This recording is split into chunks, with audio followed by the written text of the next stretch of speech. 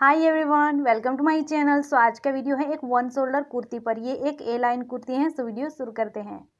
सो यहाँ पर मैंने लिया हुआ है जॉर्जेट फैब्रिक। ये भी 2 मीटर है और ये भी 2 मीटर है। अब मैं यहाँ पर ये वाले कपड़े में से सिर्फ फ्रिल को रेडी करूँगी। अब मैंने यहाँ पर लाइनिंग को भी 2 मीटर लिया हुआ है। मुझे इस वाले कलर का लाइनिंग नहीं मिला तो मैंने कुछ इस तरह से लिया हुआ है। वैसे भी ये डार्क कलर है तो कुछ इस तरह से ये दिखेगा नहीं। अब मैंने यहाँ पर लाइनिंग को 4 फोल्ड में रखा हुआ है। उसकी लंबाई 30 इंच है, उसकी विड्थ है 18 इंच। अब हमें यहाँ पर शोल्डर मेजरमेंट लेना है। तो मेरा शोल्डर मेजरमेंट है 14 इंच, तो उसका आधा आएगा 7 इंच। लेकिन मैं यहाँ पर 1 इंच कम करके लूँगी, तो यहाँ पर मैं 6 इंच पर लूँगी। सो यहाँ पर 1 इंच कम करने से क्या होगा, हमारी यहाँ पर जो शोल्डर की विड्थ है वो कम हो जाएगी। तो आप इस तरह से भी ले सकते हो। अब हमें यहाँ पर शोल्डर पर मार्क कर लेना है इस तरह से। सो अब हमें यहाँ पर शोल्डर से ही लेना है आर्म होल 6 इंच पर। उसके साथ से ही बस्ट लाइन लेंगे 10.5 पर और वेस्ट लाइन आएगा 14 इंच पर। उसके साथ से ही हिप लाइन आएगा 20 इंच पर। उसके बाद हमें यहाँ पर सारे पॉइंट पर लाइन ड्रॉ कर लेना है। सो अब लूँगी मैं राउंड मेजरमेंट। तो हमें उसे 4 से डिवाइड करके लेना है। तो मेरा राउंड मेजरमेंट है बस्ट एरिया का 34 इंच, तो उसे 4 से डिवाइड करने पर आएगा 8.5 इंच। उसके बाद वेस्ट लाइन है 30 इंच, तो उसका 4 से डिवाइड करने पर आएगा 7.5 इंच। अब लूँगी मैं हिप लाइन। तो हिप लाइन है 40, तो उसे 4 से डिवाइड करने पर आएगा 10 इंच। अब लूँगी मैं गले की मार्किंग। तो यहाँ पर मैं बोट नेक ले रही हूँ, तो उसकी विड्थ लूँगी 4 इंच और डीपनेस लूँगी 3.5 इंच। अब हमें यहाँ पर एक बॉक्स ड्रॉ कर लेना है और गले को और आर्म होल को अच्छे से ड्रॉ कर लेना है। सो यहाँ पर ये मार्किंग कंप्लीट हो चुकी है। अब मैंने यहाँ पर जो वेस्ट लाइन पर मेजरमेंट लिया है ये वाला, ये थोड़ा सा टाइट है। तो यहाँ पर मैं साइड फिटिंग देते टाइम यहाँ पर मैं 1 इंच एक्स्ट्रा लूँगी। तो यहाँ पर कुछ इस तरह से मैं 1 इंच लूज रखूँगी। सो अब यहाँ से हमें उसे ड्रॉ कर लेना है इस तरह से। कुछ इस तरह से ये वाले पॉइंट पर लाइन ड्रॉ कर लेनी है। उसके बाद इस तरह से यहाँ से ड्रॉ कर लेना है। तो यहाँ से हमारी कटिंग होगी। सो यहाँ पर मैंने नीचे की साइड में मेन फैब्रिक को रखा हुआ है। इस तरह से मैंने मेन फैब्रिक की लंबाई 32 इंच ली हुई है। अब यहाँ पर हमें दोनों को साथ में कट कर लेना है। तो हमें गले को छोड़ देना है और यहाँ से होते हुए सिर्फ इसे ही कट करना है। सो यहाँ पर मेरी ये कटिंग कंप्लीट हो चुकी है। यहाँ पर हम जब कटिंग करते हैं तो यहाँ पर हमारा कोना बच जाता है, उससे भी हमें इस तरह से कट कर लेना है। अब हमें यहाँ पर मेन फैब्रिक को रखना है कुछ इस तरह से। मैंने ये दोनों पीसेस को इस तरह से रखा हुआ है। जब हम इस तरह से ये दोनों पीसेस को रखते हैं तो हमें यहाँ पर खास ध्यान रखना है। यहाँ पर हमारी उल्टी साइड दोनों आमने सामने होनी चाहिए या फिर सीधी साइड दोनों आमने सामने होनी चाहिए इस तरह से।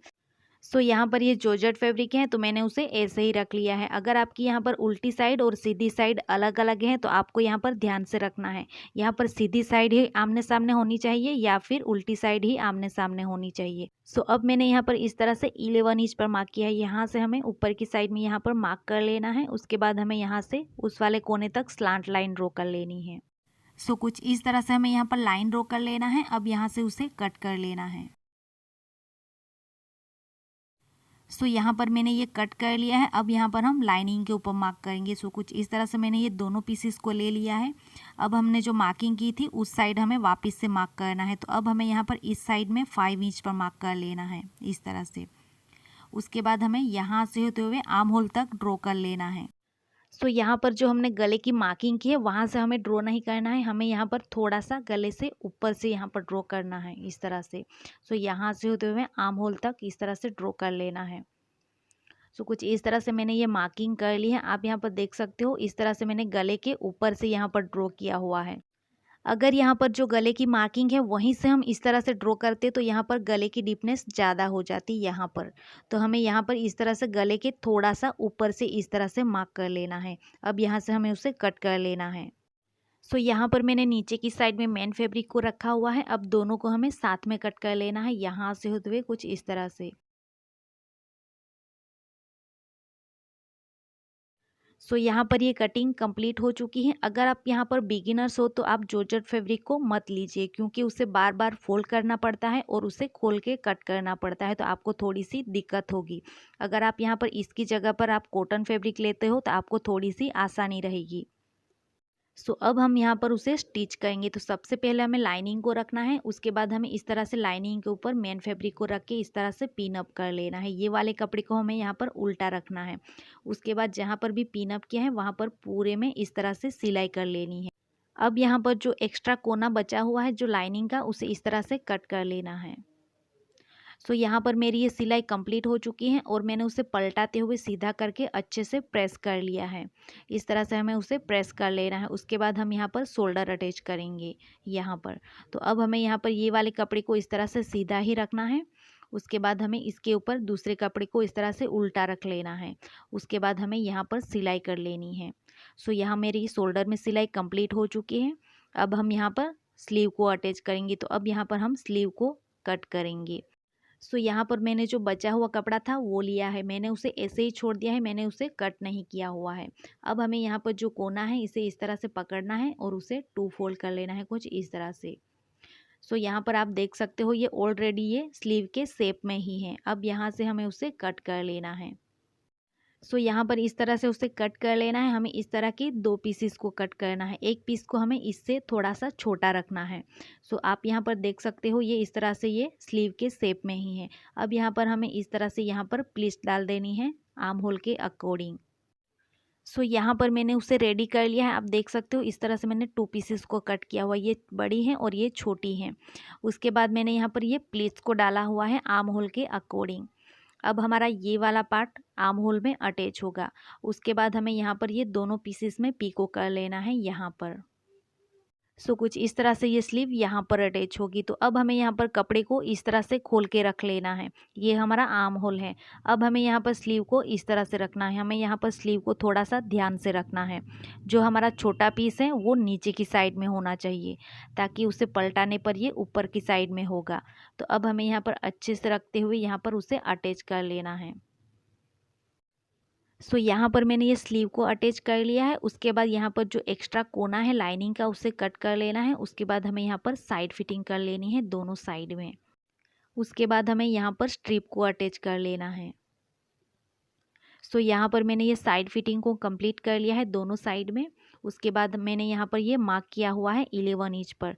हमें इस तरह से शोल्डर से यहाँ पर 11 इंच पर मार्क कर लेना है। आप चाहो तो यहाँ पर 10 इंच पर भी मार्क कर सकते हो यहाँ पर।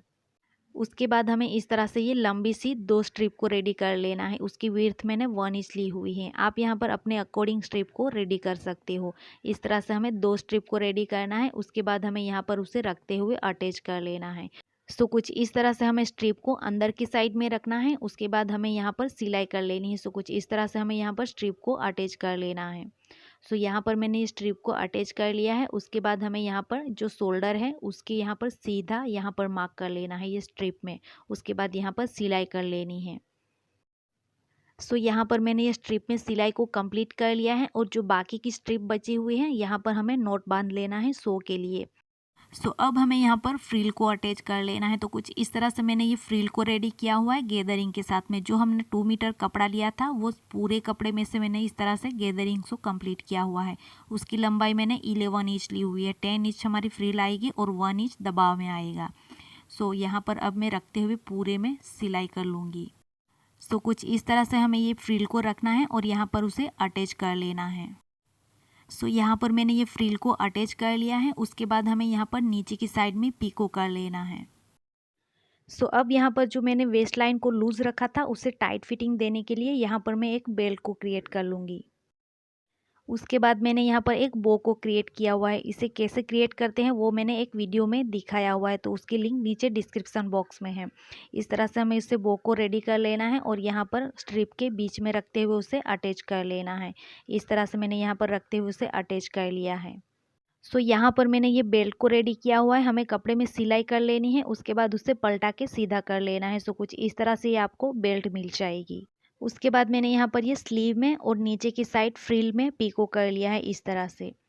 सो उसी के साथ हमारी ये कुर्ती रेडी हो चुकी है। सो ये है 1 शोल्डर कुर्ती का कंप्लीट लुक।